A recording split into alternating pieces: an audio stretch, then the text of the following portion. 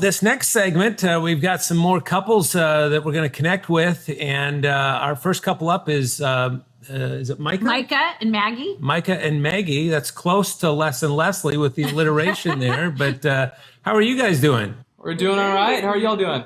Good. Now, where are you located? We're located in Immokalee, Florida. Florida. Wow. Okay. So in 2020, you've had the whole COVID crisis and all the rest that we all are aware of. But then on top of that, you've had some amazing weather to contend with, right? Oh yeah, it's always sunny in South Florida. I tell you what. So and how long have you guys been married? So we've been married. Coming up this year will be 5 years in December. Wow. Okay. Congrats. Yeah. And do I understand, Maggie, you guys have a newborn? Well, he'll be a year old next month, so it year still old. feels like sometimes he's a newborn. Yeah, definitely a babe and a toddler in the works, right? These are intense days. Yeah. That's awesome. Wow. What a year of adjustment for you guys with a new little one throughout this whole time.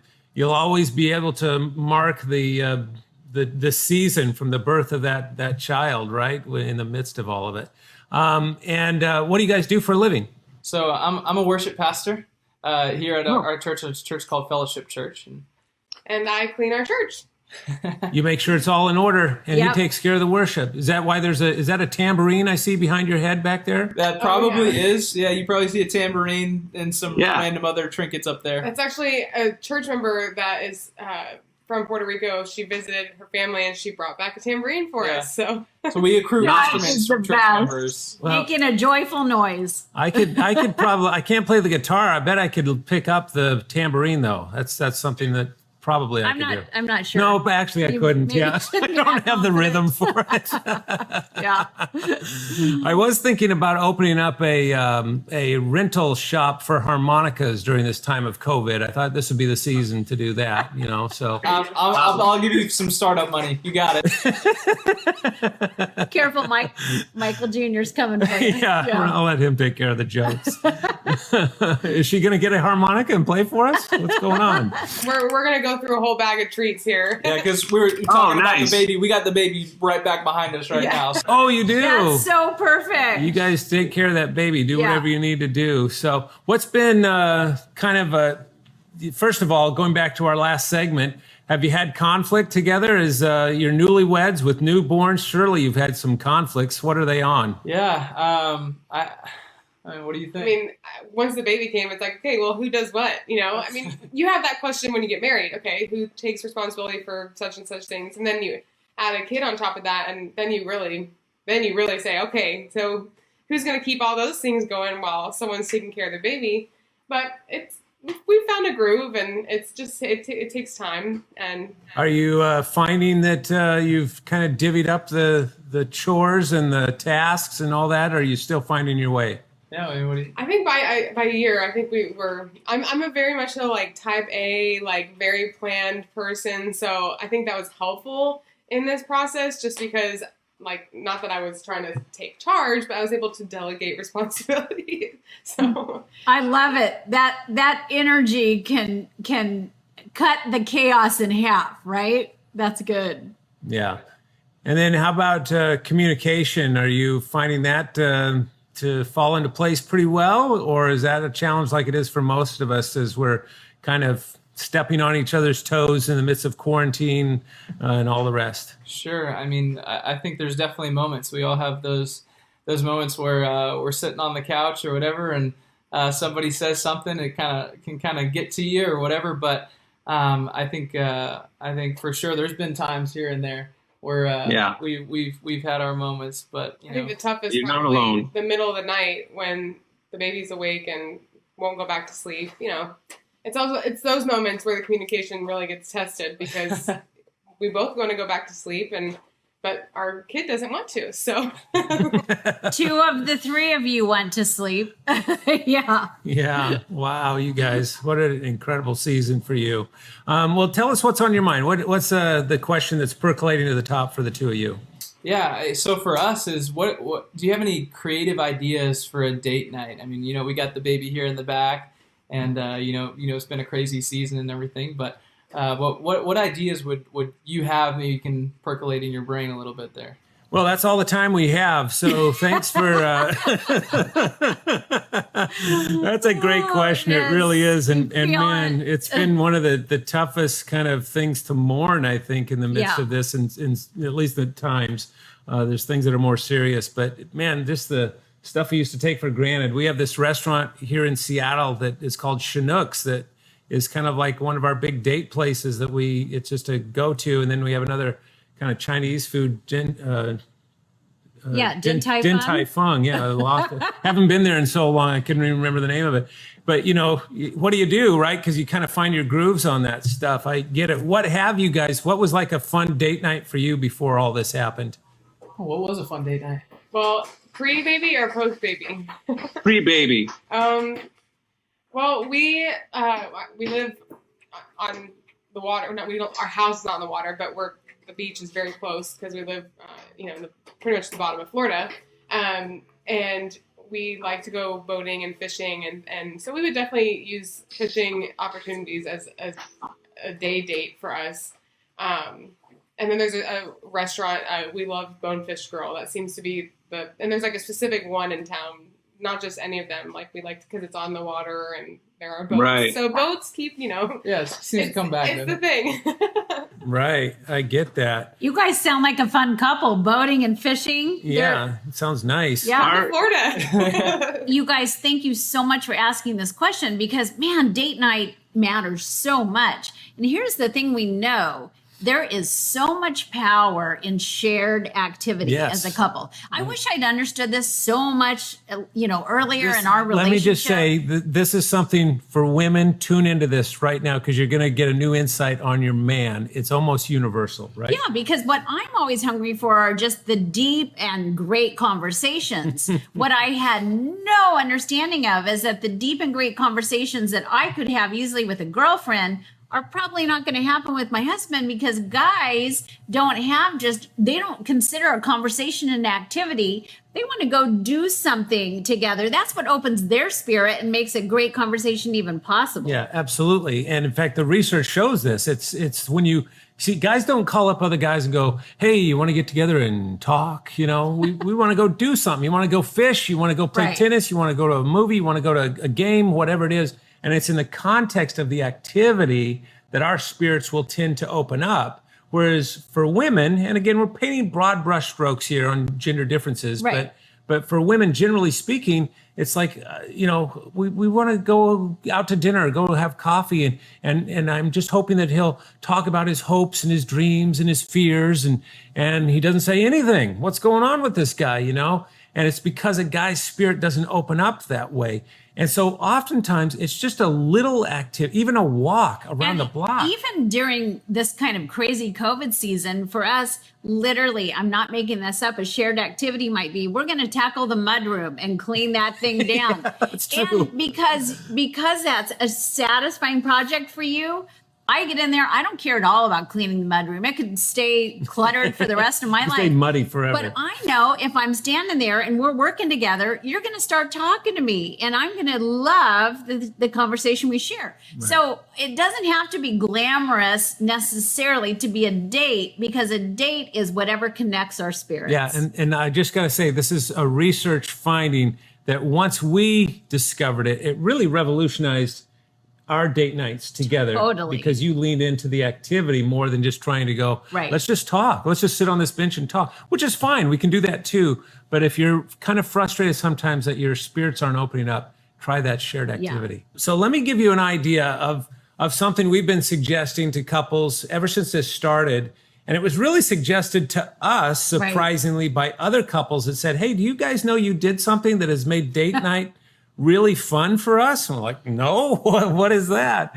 And so it has to do with a little tool that we developed some years ago called Better Love. Yeah, and when you say a tool, it's actually a really fun thing. Yeah. This is not, some kind of a heavy duty. You go online, and I'll tell you how this relates to date night in just a moment. Stick with me. But you go online and you answer a series of questions. It takes about 10 minutes to answer these questions. You each do it separately.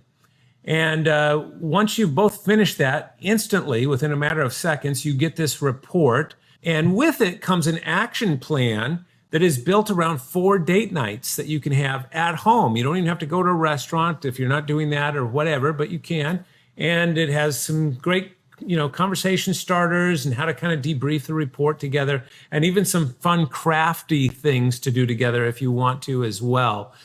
So it's fun to do something novel and date night, and we don't have that many options, but I just want to underscore why something like this can be so powerful. Yeah. Because we know that when you do something novel together, something that's just not in your rut and routine, that's what sparks that sort of fun biochemistry that makes you feel more of that in loveness together. yeah, And it's gives you literally that gift. the same, what we call a neuro shower. Right. You get those neurochemicals in your system that you had when you were first falling in love, when you had Yeah. that novel experience.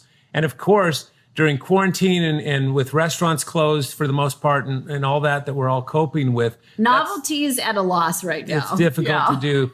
That's why this Better Love, that's why we're getting Right. so many positive, comments from couples that have discovered, hey, this is a really fun kind of do-it-yourself date night. So hope that makes sense. By the way, speaking of novel date nights, Leslie and I haven't thought about this for a while. This was about maybe 5 years ago. And I had a Groupon come in on my email, and it was for trapeze lessons in downtown Seattle, where we live. And I thought, oh, that'd be an incredible date night, trapeze lessons. So I just instinctively just bought it. And then I surprised Leslie and said, hey, we're going on trapeze lessons. She said, no, we're not. And I said, yeah, we are. We already bought them. We got to use them now. And so we did that. And it was a crazy It fun was experience. a crazy, fun experience, and we will not do the flying trapeze again. That was more novel than I could take. But maybe you boaters and fishers are good at that. But it was just as an illustration. I mean, what do you think the conversation was like after trapeze lessons versus going out for dinner and a movie? It was just, we were so amped up with energy. I can't believe it. It felt like that guy was pushing me off the thing. It was just all this energy to talk about it. And that's what you want on a date night, Right. that kind of fun. So anyway, I can't promise you that the Better Love assessment is going to be as energizing and thrilling as learning how to trapeze. But it creates an emotionally, a novelty that's emotional, and that really is bonding. Yeah, it really is. So, hey, guys, we wish you the very best in Florida and that little precious one that you have. You got to hold that baby up. I saw you holding him earlier. I don't know if we had him on camera, but we've got to all see this little precious one that you have. And what's the baby's name? So his name's Ruger. Oh, He's a redhead too. Yeah. So oh, my soul. Could that be a cuter head of hair? You guys have your hands full in the best way ever. Yeah. And that is a sweetie right there. But you guys, thanks a million for joining us. All right. Take care. All right. So hopefully that helps you. If you want to check out the Better Love Assessment, you can obviously do that and learn more. But let's hear from another couple here. I think we have Dennis and Susan, our last couple, as we close out this segment. And Dennis and Susan, how are you guys doing? We're doing great. Doing well. Doing really Yeah. good. Really good. Good. And where are you coming from? Where do you guys live? We're in McKinney, Texas. McKinney, Which is not a far from- suburb of Dallas. Yeah. Dallas, absolutely. Home of some of the best Tex-Mex that you'll ever find. Absolutely. If you come to Texas, you got to have our Tex-Mex. Yes. There's no doubt about that. For sure. And in fact, I think Leslie and I have we've had so many live events that got postponed, and we get to Dallas a lot. And I think the first one that we'll have once kind of everything clears is going to be there. And I'm going to get some Tex-Mex for sure. I'm looking forward to it. We don't have that here in Seattle. We have salmon and, seafood. We just don't know how to do Mexican food very well. That's true. That's true. Hey, so tell us about yourselves. How long you guys been married, and what do you guys do? Yeah, we've been married 37 years. Nice. So a long time. And I'm on staff at a church as well. I'm executive pastor at Christ Fellowship Church here in McKinney, Texas. Nice. Yeah. And I'm a video production manager. I've actually spent most of my life being on staff at churches and various production roles. But I'm actually now on staff at Globe Life Insurance as their video production manager. So Okay. telling story in a different way. So how has, it's like a knee jerk thing. You just say, so how has 2020 been treating you? We all know the answer. It's been difficult.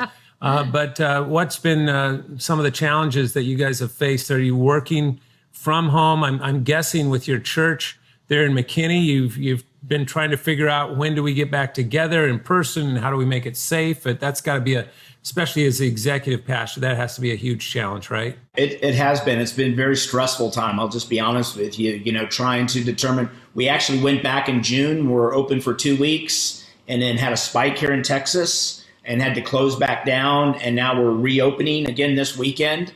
So Wow. it has been it's been taxing for our church staff. I've got a church of about 54 on staff, so it's a pretty good group to try to manage. And team Wow. did great getting online, but just a lot of moving parts to that. Mm-hmm. And then Susan my as well goodness. with her, Yeah, her role. we both went to shelter in place right around the same time. And both of us are very busy. Both of us are on Zoom calls all day long, things Yep. like that. And so I think the normal for us initially was just figuring out where we were going to be so that I wasn't infringing on his calls and vice versa. How we were going to balance our day. And we've got 2 dogs. Our kids we're empty nesters. So they're the children, the fur babies, and dealing with all of that at the same time. But we finally Yeah. found a normal, Yeah, got a groove going. for all of that. So it ended up working out well. Yeah.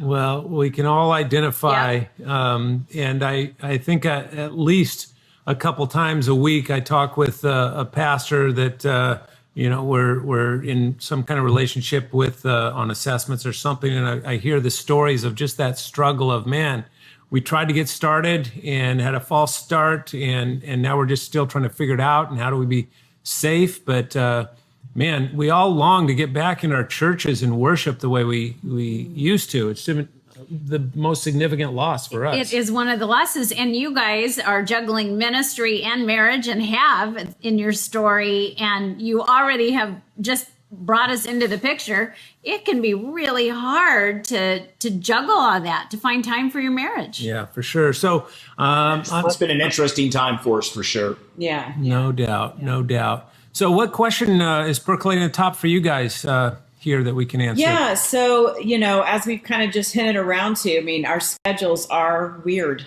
The schedules are weird in the house, and just trying to, juggle that. I guess I would say any suggestions that you guys might have on how we could manage our time how we can manage our time so that it feels a little more normal when Everything's so weird. it isn't normal. Yeah. right It's now. everything but That is the new normal, as we all like to say. Yes. That is such a great question, because time is so subjective for most of us, and we experience it differently. And now we've had this kind of upheaval of our schedules where, when does the workday end if you're working from home? And some of us are more disciplined.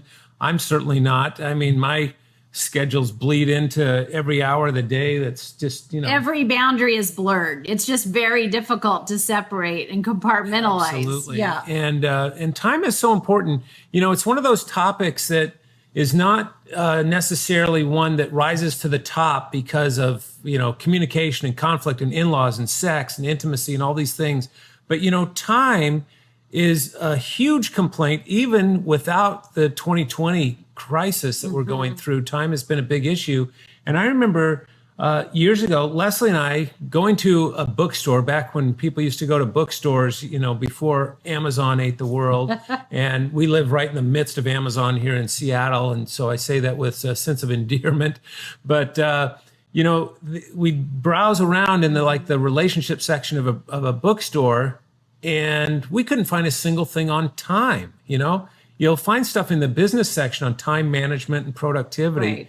but nothing on marriage when it comes to time. Right. Remember that struggle? Yeah, and it was a genuine, our number one struggle, actually. Yeah. So we were really on a quest to, just like you guys are expressing, what can we do Right. to capture this time we're missing out on together? And that quest led us to, social scientists looking into the research, what studies have been done that are sitting on those dusty shelves that nobody seems to access. And so there's actually been quite a bit of research Right. on that. For example, slow food as a couple versus fast food as a couple.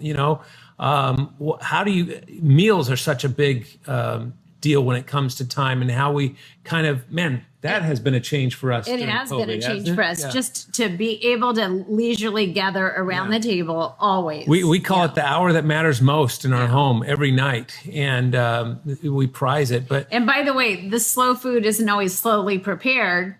There are shortcuts allowed, but it's slowly consumed. yeah, that's right.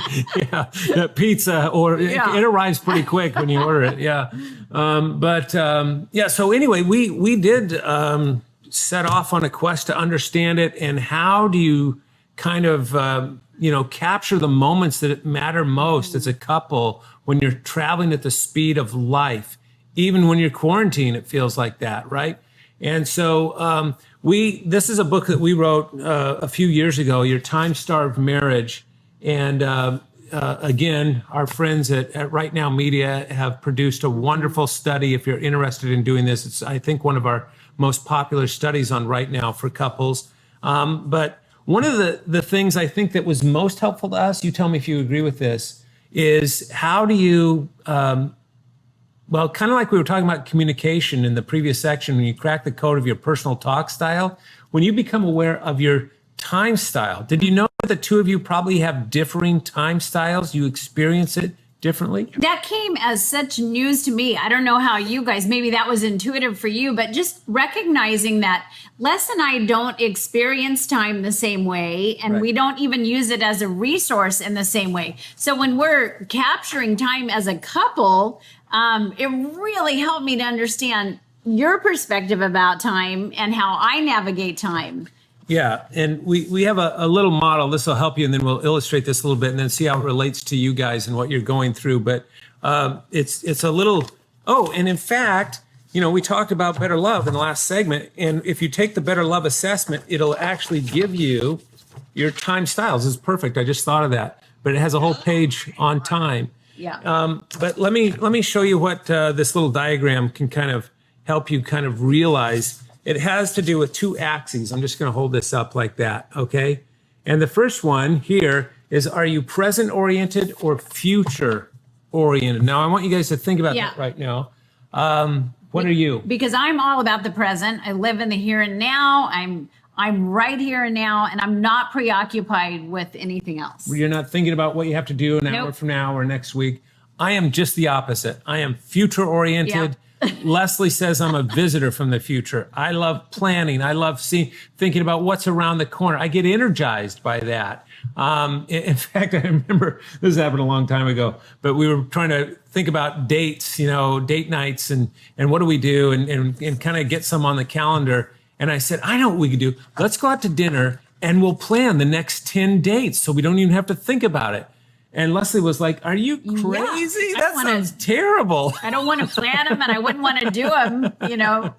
Now, Dennis, I saw you waving your hand like, yeah, I'm future oriented too. You get me, We right? have this thing of when we go on vacation, like the first day of vacation, he always brings up the conversation. What are we doing next year? What's the next vacation? Where are we going? I'm like you. I want to enjoy this vacation before we start planning. So Dennis, you and I would get along just fine on vacation.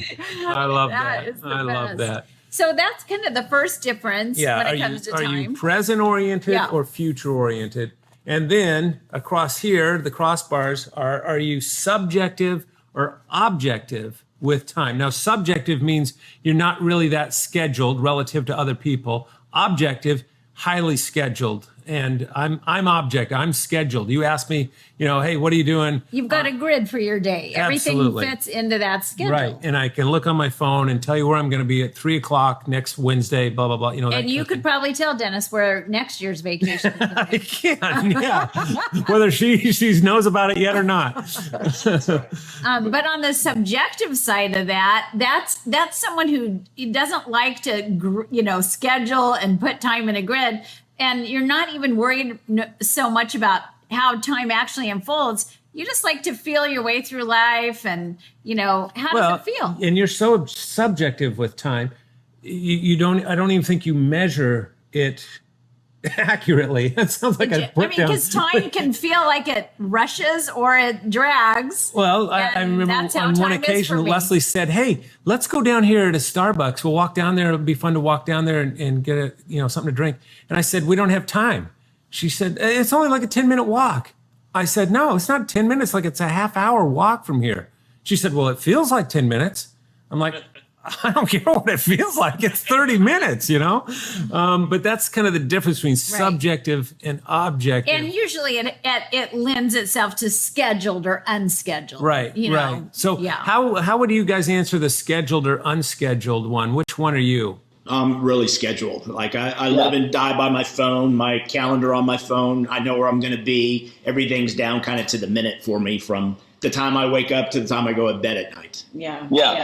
I And how about you? I would say I'm more I guess it's subjective, Right. but I'm forced to be objective because of you're my John. work and again that whole schedule conversation we started off with just a few minutes ago of how it bleeds into everything, when you're working from home, and it bleeds way past what that scheduled time should be. And so I would, if I was left to my own devices, I would go for the 10-minute, 30-minute stroll down to Starbucks. So love it. Leslie's so subjective. Like she on her calendar, it's like if you ask her, "Hey, can we get lunch next Thursday?" She doesn't look at anything. She kind of just looks up into the sky for a second and goes, "Yeah, that feels good." It literally. I'm grabbing for my phone. Exactly. Right.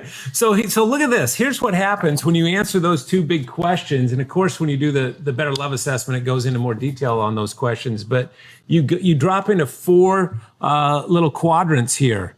And so up here, you are, help me read that, present-oriented and unscheduled. That's present-oriented and So this unscheduled. is my place, and we're accommodators. We want time to accommodate whatever seems most important right now in the here and now. We don't want to be beholden to a false schedule. Right. So Yeah. you accommodate. If it's Yeah. if it's so we'll sunny out, accommodate. Yeah. that might change your schedule. Yeah, If it's we're gonna rainy out, take that 30-minute walk. right. Yeah. Whatever. Right.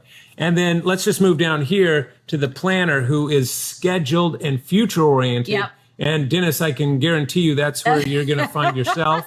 And that's where you're going to find me. And we'll have a very efficient meeting down there Yeah. together someday, maybe.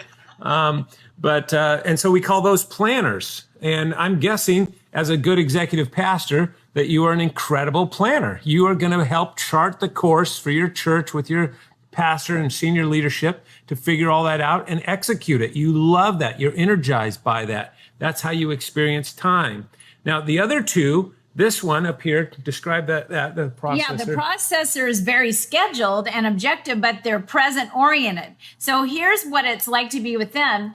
If they've got you on their calendar, when you show up and it's time to meet, they are 100% yours. They focus on you. They're not distracted. But the second their calendar tells them someone else has that slot, they check out on you. done. They're gone. They move forward. Right. So it's kind of like a therapist. Like, Yeah. that's all the time we have. Yes, So, exactly. and then you have the dreamer down here. These are really fun people to be around. They are future oriented and also unscheduled. Right. So they're subjective, but all about what might happen someday. Right. Yeah. And we have a friend, Rick, who lives south of us, and we always love getting together with Rick and Marva Lee.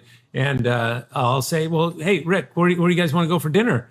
And he'll go, he won't name a restaurant. He'll dream up restaurant. Like, I wonder if there's like an Asian fusion place that we could, and that's how dreamers are, right? They Right. want to be creative in that process. So this is just that little grid as you think through, how do you manage time? How do you capture the moments that you may be missing together, even when you're in the same house in quarantine? I mean, the gift of this is now we get, like, when we have time together, you understand that I don't necessarily want to spend it planning for the next 10 days. Which is and crazy. That you might have a plan, but you'll spring it on me spontaneously or whatever. And we've learned to lean into each other's styles. And so we're a little more in sync when we actually do have some time together. Yeah. So just again, by identifying your time style, and as you'll see on the Better Love assessment, it's not that the point is not to put you into a box. Right. We're not all one thing. Because you can be more than one, and you're this way at work Which and is this what way at Susan home. experiences, yeah. Yeah. So it'll give you a percentage and show you each of them and show you your time styles down there. But that little idea, and it comes out of this book, Your Time-Starved Marriage, that little idea was revolutionary for us because man, first of all, it softens the edges, especially around somebody like me that is such a hard-nosed planner, right? It's like, hey, we got to get going. We got to go on. If we're going to do that, we got to finish dinner really fast. Like I'm taking all the fun out of the time that we designed to be fun. Of my present, which is the only place I live. Yep. Right. And she's creating anxiety for me. And once she understood that, it's just like, it's that goes back to empathy, that capacity to put ourselves in each other's shoes. So when you do that, it really makes kind of working out your time friction points so much easier around the home. Does that make sense to you guys? Tons of sense. Yeah. Yeah, Yeah. absolutely. Yeah. And communication would be a huge key of that for sure. Yeah. You know. Talking through it and going through that. Yeah, that's really helpful. Thank Yes, you. I love that. Do you guys have like a secondary, like if you had to guess what your secondary time style is? Like I'm mostly a planner, but I tend to be a little bit of a dreamer as well. This is a different couple that volunteered to share their results, not us. But Probably what slide about up to you? the processor. The processor. Would you Yeah. really? I think so. Yeah. Yeah. yeah, and I could see that for your job too. That would be a great gift set. How about you, Susan? I think I'm accommodator. I don't know. Yeah. What would you say about me? Sure. You could be 100% accommodator, but you get the idea. But you guys, thanks so much for asking the question. It's one that's on everybody's minds, and it's really an honor that you would spend some time with us to do that today. So, and to all of you out there that have tuned in for this whole event, what a fun event. And we're so honored to do this with so many other great communicators, and except for Michael Jr., he needs some medication, but no, he's such a good friend. But anyway, we just wish you the very best. And I just want to give one more shout out to Right Now Media, because boy, do they know how to adjust and get into the place that we need them the most, and then to provide all these great tools. I don't think there's a week that goes by that we don't hear from some pastor or a small group leader or some marriage champion that goes, hey, we just did your series on Right Now Media on time or on communication or conflict, whatever. And it was such a blessing. And we could never do that without them. So thank you for the honor of doing this once more with you. It's so much fun to be with you. And we love what it says about your commitment to your marriage, that you're not sitting back and letting this happen to you. You're going after it, and you're getting the support you need to thrive in this Being season. proactive, which is the hallmark of healthy couples. They're proactive about their growth. So thanks for spending the time with us. Take care.